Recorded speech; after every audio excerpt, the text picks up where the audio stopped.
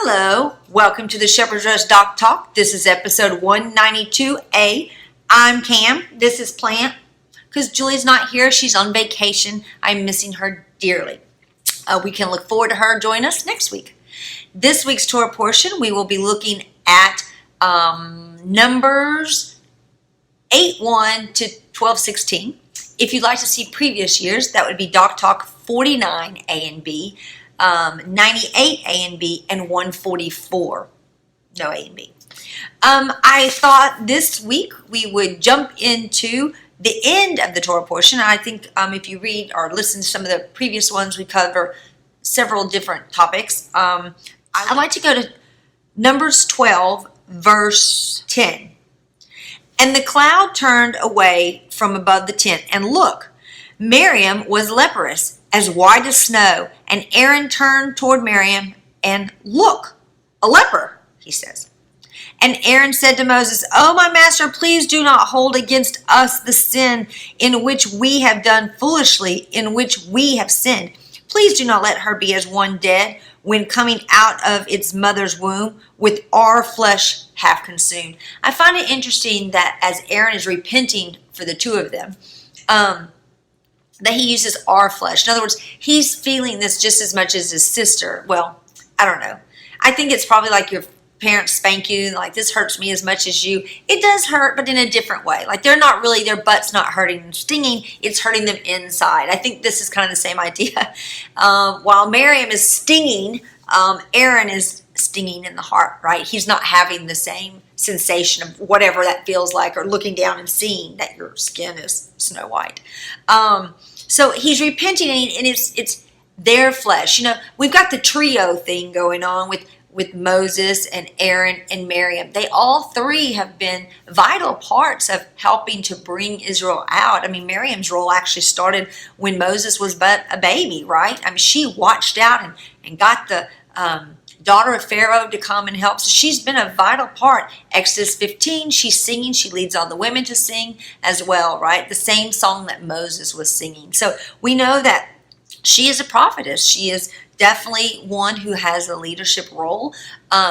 Yet something happened that she decided to be cranky, right? You know, we've got this example already of 3 grumblings and complainings in this week's Torah portion. The first one was very general in chapter 11. That first one, we don't even know what the real complaints were. They were as complainers, as grumblers. They just, the pot started to stir. Then the second part, in I think it's 11, 5, and 6, we have where now it's getting in the camp, right? It's not just on the outskirts. It's now moved into the camp with the mixed multitude influencing, and now that grumbling is happening. And then we're now at the leadership with Miriam, Moses, and Aaron. And Miriam and Aaron, as leadership, it strikes there also. But you know, the Lord allows Miriam to live, yet still gives death. If we notice in the first 2 grumblings, the consequences of those who continued through with them were death. However, Miriam was spared, and I believe spared because of who Moses and Aaron were, mostly Moses.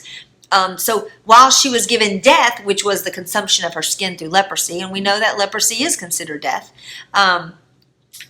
she wasn't physically removed from this earth. She just had a partial, temporary movement, or movement away, being cut off from the people temporarily. And what mercy that the Lord provided for that. Okay, so what I really wanted to talk about real quick on this was, we have where Aaron looks at her and says, leper, right? We know in Leviticus 13, I think it's 13:17, I'll have it right here, that the Lord tells us that the leper, the one who has the leprous spot, but it's all white, snow white, is considered clean. It says right here that in verse 10, as white as snow. She was as white as snow, which means she wasn't unclean. So when Aaron says leper, that's declaring she's a leper, but not declaring her as unclean. He recognized what it was, but he does not declare her unclean because the Lord already gave the outline of white as snow was still clean. So let's talk about where this is happening. They've been called to the tent, right? They're at the tabernacle. And bam, she's hit with leprosy there. But she remains clean because she's inside the tabernacle.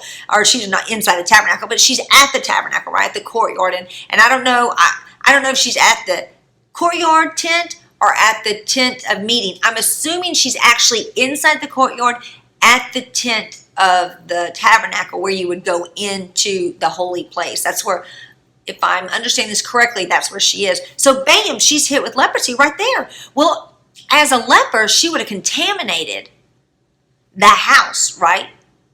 Especially with Aaron going leper. But the Lord allowed it to be just like just like Moses had in Exodus 4 when he puts his hand and pulls it out. It was white as snow and then back in, right? So here Miriam's like that. So we know that she's clean, but she's being escorted outside because while Moses instantly prays for her to be healed, right? And he says that in verse 13. And Moses cried out to Yahweh saying, "Oh, El, powerful one, please heal her. Please, not make her clean. Heal her. Please heal her." And the Lord's response was basically, I paraphrase, verse 14. Well, if she did something like that to her father, right, spit in his face, she'd at least be in trouble. So 7 days she's going to be outside for a whole week. 7 days. But so here's my thought. We know that she's healed because she's already clean. She, as a leper who's all white can still walk around the camp all white because he's still clean. So the question is, was Miriam healed? I would say yes, just by the patterns, because that would make Moses' prayer for her to be healed, and her being healed would be, again, a shadow and a type of Messiah. What Moses did, Yeshua did. Yeshua healed the lepers, so it fits the type. But I just want to throw this out there as food for thought. Wouldn't it be interesting? I'm sure it's not, but wouldn't it be interesting if we had a Jonah type incident? When Jonah was in the belly of the whale, he died, because it talks about the seaweed going around his head. He died, okay, people? He didn't have a big cookout in the middle of the belly of the whale. It's a big fish. He died, right? So, being dead and then being coughed back up, if you think about it, he's nasty looking. I mean, he's acid washed. It's terrible. When he spit back up, it's said by tradition, that one of the reasons why Nineveh immediately repented was because someone from the dead had come to them. Okay, now the people who say this are not believers in Messiah. Isn't that interesting that someone from the dead, a leper all in white, considered dead, is here to tell them Jonah had death. Jonah was basically raised again. My thought was, it would be quite interesting if Miriam's white covering remained. She was still clean. She was permitted into the land, back into the camp. We know that because in chapter 14, verse 14, the Lord says, "Let her be shut out of the camp 7 days, and after let her be readmitted." So let's just say she did stay white. Let's just say that. She could still come back into the camp. That would be fine. She'd be a walking testimony of, 1, no lashon hara. 2, the mercy of God, even though she did speak against God's chosen one, to still be allowed to be a part of the camp. It's just a thought. I just started thinking, God, white as snow is so interesting. And again, Levitically, it's not a problem. She's still clean. She can go up and she's not making anybody unclean, right? She's not contaminating the camp by being there.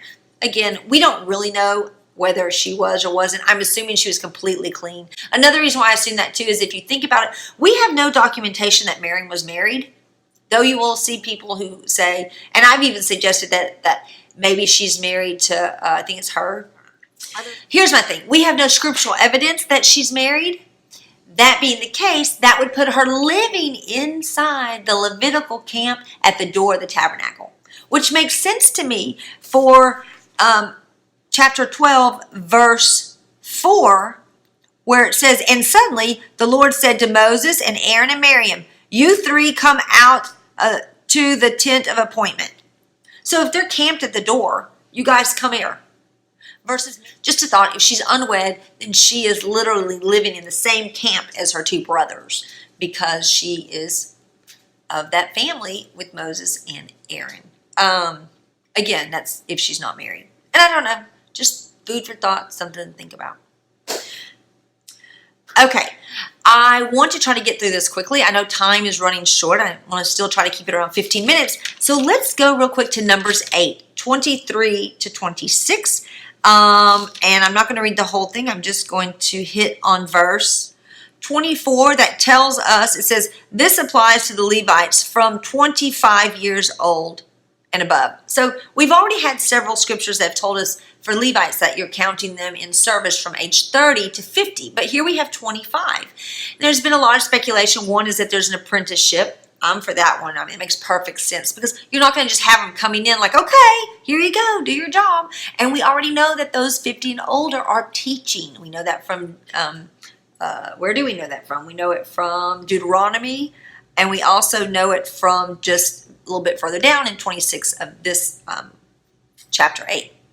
All right, so another thought, just throwing this out there, another thought stirred when I read in Ezra. In Ezra 3:8, we see that Ezra's calling the priest, and he's doing it from age 20 and up. 20, so now we have 20, 25, and 30. What's going on?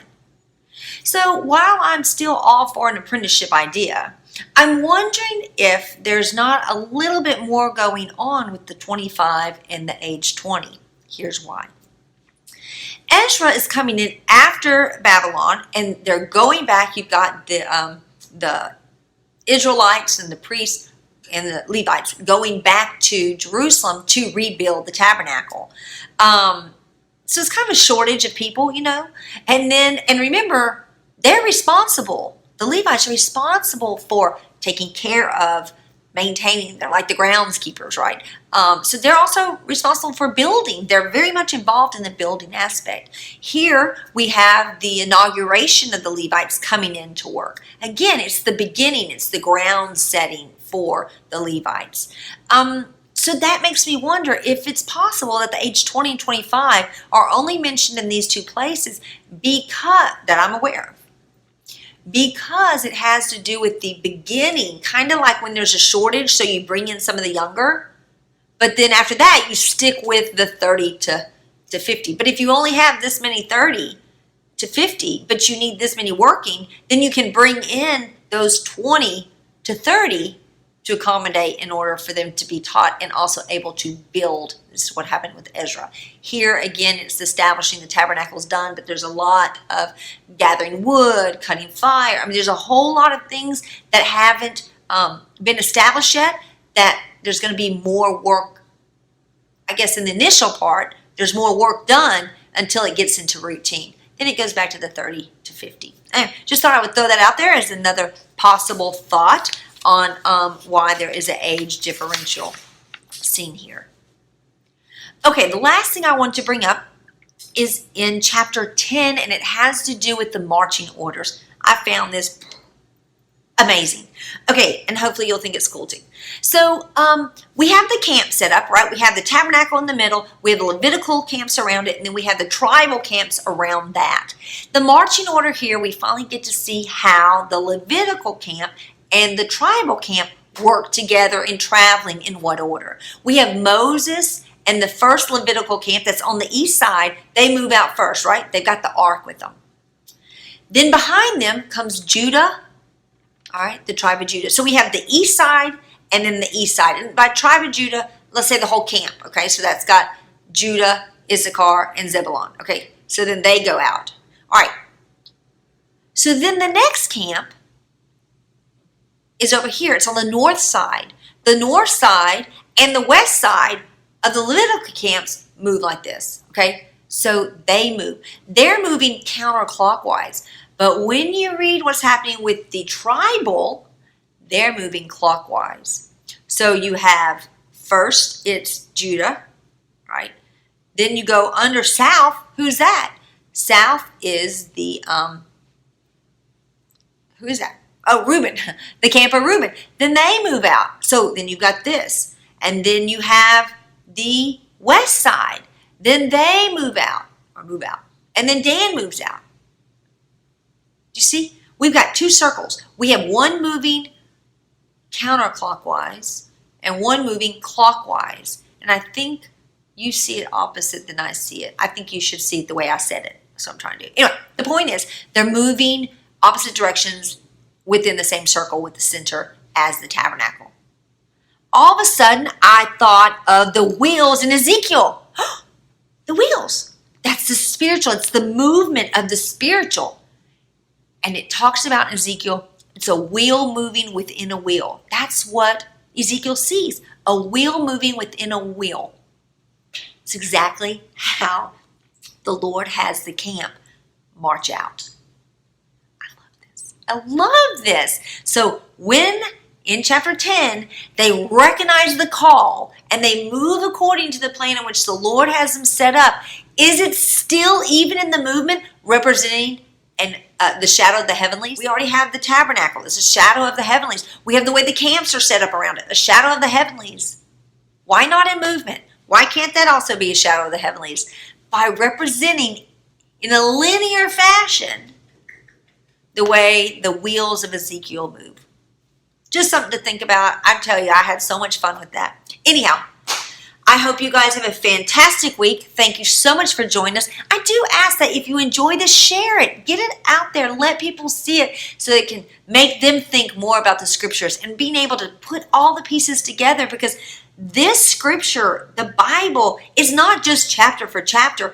It is a weaved tapestry that when you can see how it works from every side, the picture is so beautiful.